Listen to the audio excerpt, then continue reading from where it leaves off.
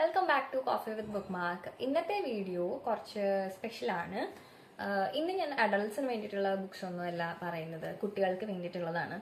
പലരും എന്നോട് ചോദിക്കാറുള്ള കാര്യമാണ്, എങ്ങനെയാണ് മാധവന് പുസ്തകങ്ങളോട് താല്പര്യം തോന്നി തുടങ്ങിയത്, അല്ലെങ്കിൽ എങ്ങനെയാണ് അവന് വേണ്ടി പുസ്തകങ്ങൾ തിരഞ്ഞെടുക്കുന്നത് എന്നുള്ളത്. എനിക്ക് വേണ്ടി എപ്പോൾ പുസ്തകങ്ങൾ വാങ്ങിച്ചാലും അവന് വേണ്ടി ഒരെണ്ണം വാങ്ങിക്കാൻ ശ്രമിക്കാറുണ്ട്. ചെറിയ ചെറിയ ഷോർട്ട് സ്റ്റോറീസ് ആയിരിക്കും, കൂടുതലും ഇംഗ്ലീഷ് തന്നെയാണ് എടുക്കുന്നത്. ഞാൻ ഇതുവരെ അവന് ഈ പ്രായത്തിൽ വായിക്കാൻ പറ്റുന്ന രീതിയിൽ മലയാളം പുസ്തകങ്ങൾ ഇതുവരെ ഒന്നും തിരഞ്ഞെടുത്തിട്ടില്ല. ഞാൻ ഒരെണ്ണം നോക്കി വെച്ചിട്ടുണ്ട്, വായിക്കണം എന്നുണ്ട്. മേ ബി എനിക്ക് തോന്നുന്നു കൊച്ചിലെ തൊട്ടേ അവൻ്റെ ചെറിയൊരു നല്ല പ്രായം തൊട്ടേ അവൻ നോക്കുമ്പോഴല്ല എൻ്റെ കയ്യിൽ കൂടുതൽ പുസ്തകങ്ങൾ ഉണ്ട് എന്നുള്ളത് കൊണ്ടാവാം അവനും പുസ്തകത്തിനോട് താല്പര്യം തോന്നി തുടങ്ങിയത്. ആദ്യമേ തീരെ കുഞ്ഞായിരുന്ന സമയത്ത് ട്രാവൽ ചെയ്യുമ്പോഴും കളിക്കുമ്പോഴും ഒക്കെ നമ്മൾ ചെറിയ ബോർഡ് ബുക്സ് ഒക്കെ മേടിച്ചു കൊടുക്കാറുണ്ട്. പുസ്തകങ്ങളൊക്കെ ഇപ്പോഴും കയ്യിലുണ്ട്.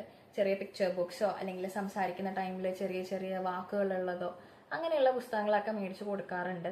പക്ഷെ സ്റ്റോറി ബുക്സ് വളരെ ഒരു 2.5 വയസ്സൊക്കെ ആയപ്പോഴാണ് സ്റ്റോറി ബുക്സ് കൊടുത്തു തുടങ്ങിയത്.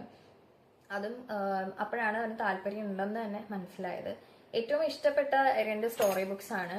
ഒന്ന് ദ മോൺസ്റ്റർ നെക്സ്റ്റ് ഡോർ, പിന്നെ 2 ഗജപതി കുലപതി. ഇതിൽ ഗജപതി കുലപതിയുടെ കാര്യങ്ങൾ സംസാരിക്കാനാണ് ഇന്നത്തെ വീഡിയോ. ബിഗിനേഴ്സ് ആയിട്ടുള്ള അല്ലെങ്കിൽ കുട്ടികൾക്ക് വായന തുടങ്ങാൻ നിങ്ങൾക്ക് ഏതെങ്കിലും പുസ്തകം തിരഞ്ഞെടുക്കണമെന്നുണ്ടെങ്കിൽ കണ്ണും പൂട്ടി എടുക്കാവുന്ന ഒരു പുസ്തകമാണ് ഗജപതി കുലപതി.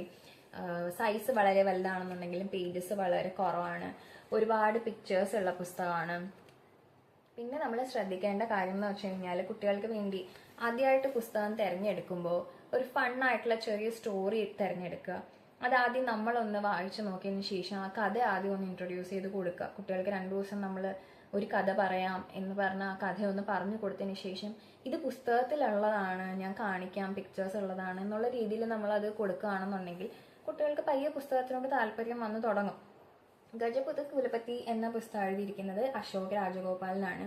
ഈ ഒരു സീരീസിൽ ഒരുപാട് പുസ്തകങ്ങളുണ്ട്, എൻ്റെ കയ്യിൽ ആകെ ഇത് മാത്രമേ ഉള്ളൂ. അതിന്റെ കാരണം ഇത് പെട്ടെന്ന് ഔട്ട് ഓഫ് സ്റ്റോക്ക് ആവുന്ന ഒരു പുസ്തകം കൂടിയാണ്.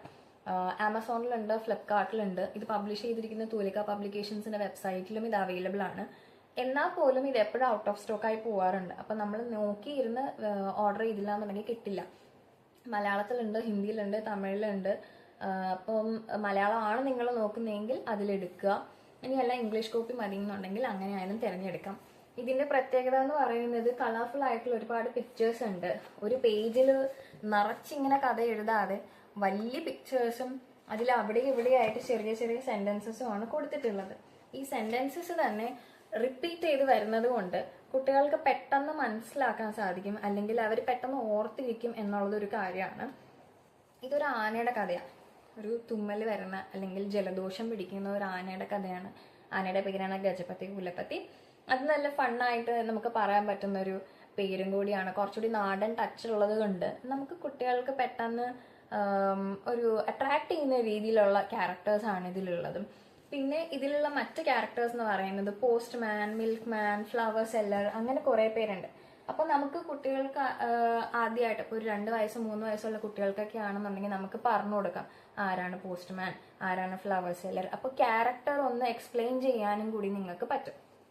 നമ്മൾ വായിച്ചു കൊടുക്കുന്ന രീതിയും ഈ കുട്ടികൾക്ക് നല്ല രീതിയിൽ എഫക്റ്റ് ചെയ്യും എന്നുള്ളത് കൊണ്ട് ജസ്റ്റ് ഒരു കഥ വായിച്ചു കൊടുക്കുന്ന പോലെ വായിച്ചു പോവാതെ കുറച്ച് ഫണ്ണായിട്ട് വായിച്ചു പോവുകയാണെന്നുണ്ടെങ്കിൽ നിങ്ങൾക്ക് ഇഷ്ടപ്പെടും, കുട്ടികൾക്ക് ഇഷ്ടപ്പെടും. നിങ്ങൾക്കല്ല, കുട്ടികൾക്ക് ഇഷ്ടപ്പെടും.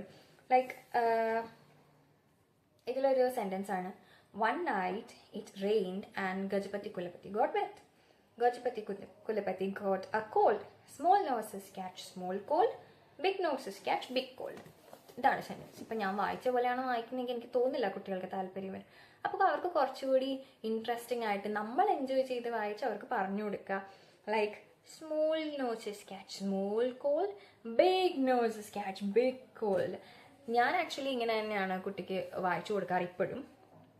ഞാൻ ഗജപതി കുലപതി ഒരു റീഡിങ് സെഷൻ ഞാൻ ഓൾറെഡി അപ്ലോഡ് ചെയ്തിട്ടുണ്ട്. ആ വീഡിയോ ഇവിടെ പോസ്റ്റ് ചെയ്യാം, ലിങ്ക് ചെയ്യാം.